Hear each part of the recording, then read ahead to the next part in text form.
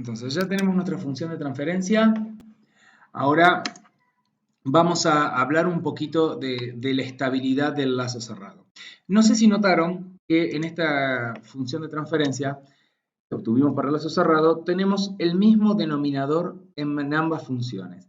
Y no sé si recuerdan cuando vimos el capítulo 4 que justamente el denominador o la función el polinomio que estaba en el denominador de una función de transferencia era quien me definía polos, y esos polos eran quienes además me iban a definir el tipo de respuesta que iba a tener el sistema.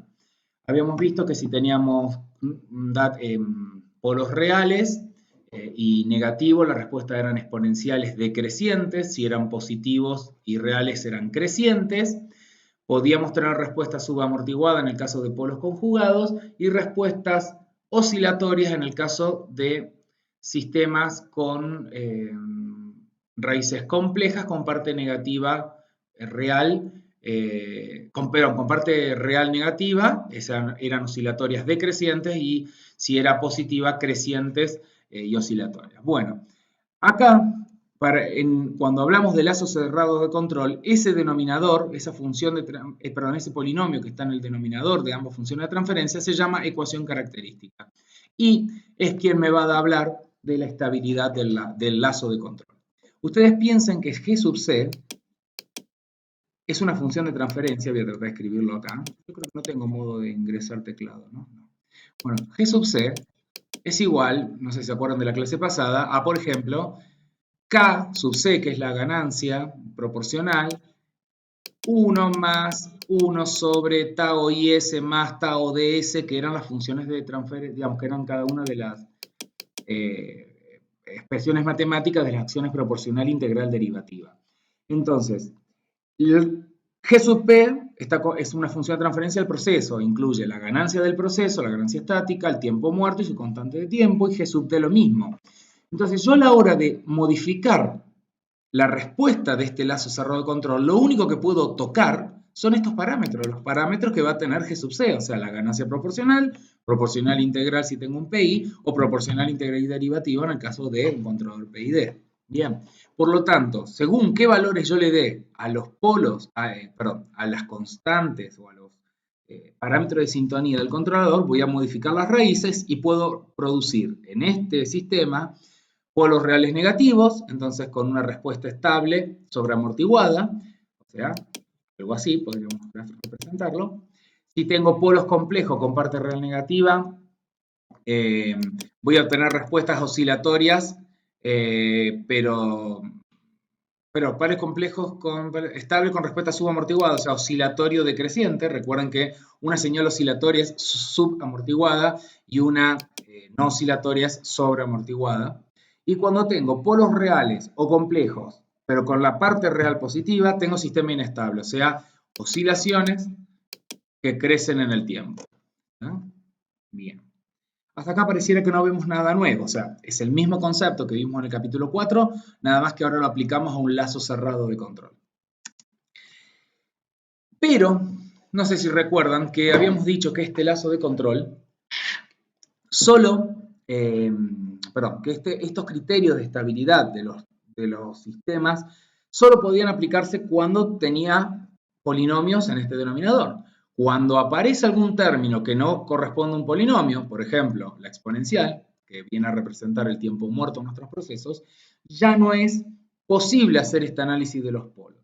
Existen varias teorías, varios métodos matemáticos, les diría, de sintonizar controladores basándonos en los polos, el criterio de estabilidad de Ruth, por ejemplo, que es uno de los más conocidos y sencillos, que tiene la limitación de que solo es posible aplicarlo a procesos con tiempo muerto, sin tiempo muerto. Y como venimos nosotros hablando desde el primer día de clases, nuestros procesos siempre tienen tiempo muerto. Así que no vamos a poder aplicar esto así como está, sino que vamos a tener que pasar al dominio de la frecuencia, que es en donde le podemos dar forma al tiempo muerto, forma matemática me refiero, o forma analizable, y entonces vamos a aplicar un criterio de estabilidad distinto que se llama criterio de estabilidad de Bode y que está definido en el dominio de la frecuencia.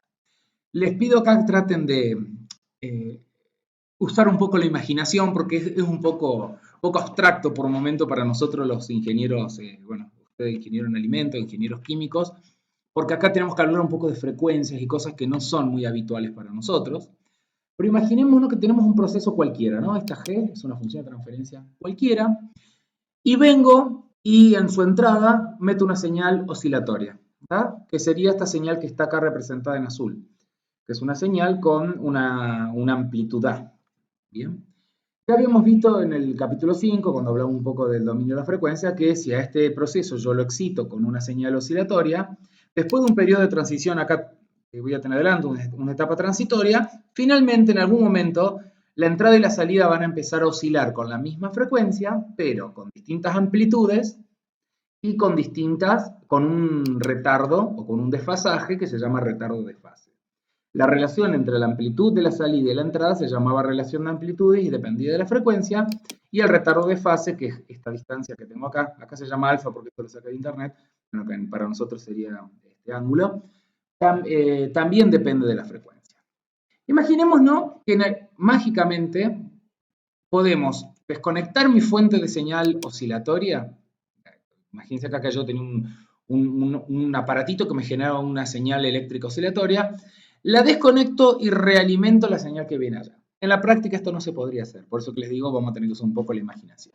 Entonces pensemos en un momento que vamos a tener este proceso que está acá, tiene un retardo de fase de 180 grados, o sea, estoy a una frecuencia, vemos que el retardo depende de la frecuencia, dijimos, bueno, entonces buscamos la frecuencia a la cual el retardo es 180 grados. ¿Qué quiere decir? Prácticamente, o sea, pragmáticamente, que cuando la oscilación de entrada está acá arriba, la oscilación de salida está acá abajo. O sea que me invierte totalmente el signo con respecto a la entrada. ¿Está? Entonces, si yo estoy en esas condiciones, esa frecuencia a la cual se da un retardo de 180 grados se llama frecuencia crítica. ¿Está? Bien, entonces, supongamos que a esa frecuencia crítica yo realimento y que mi ganancia es por el momento 1. La ganancia de mi sistema, o sea, mi relación de amplitudes, mejor dicho, no la ganancia. Relación de amplitud igual a 1. Entonces, mi sistema entra con un ángulo de fasaje 0, porque es la entrada, va a salir, y amplitud 1, va a salir con la misma amplitud, porque la relación de amplitudes es 1, o sea que la multiplico por 1 básicamente, pero retardada a 180 grados, o sea que va a salir en menos 180. Si ahora esta señal la vuelvo a alimentar y la volviera a entrar a esta función de transferencia, lo que haría es atrasarla de nuevo 180 grados. O sea que me iría menos 360, o sea que volvería a 0.